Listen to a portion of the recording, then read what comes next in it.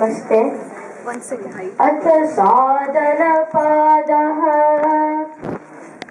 तपस्वाध्यायेश्वरप्रणिधानानि क्रियायोगः समाधिभावनार्थं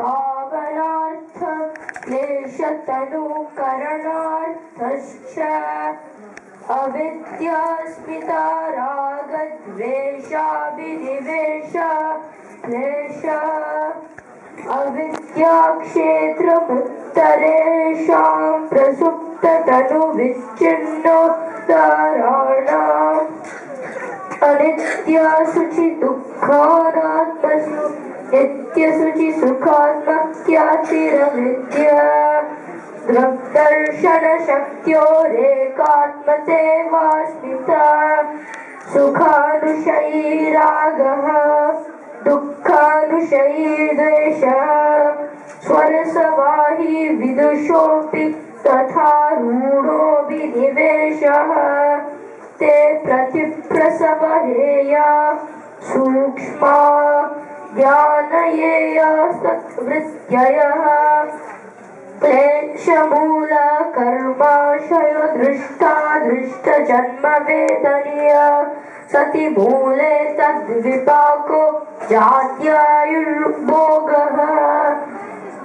ते लादपरितापफला पुण्या पुण्यहेतुत्वात् परिणामतापसंस्कार दुःखैर्गुणवृत्तिविरोधाच्च दुःखमेव सर्वविवेकिना हेयं दुःखमनागतम् द्रष्टदृश्ययो संयोगो हेयहेतुः प्रकाशक्रियास्थितिशीलं भूतेन्द्रियात्मकं भोगापवर्गार्थं दृश्यम्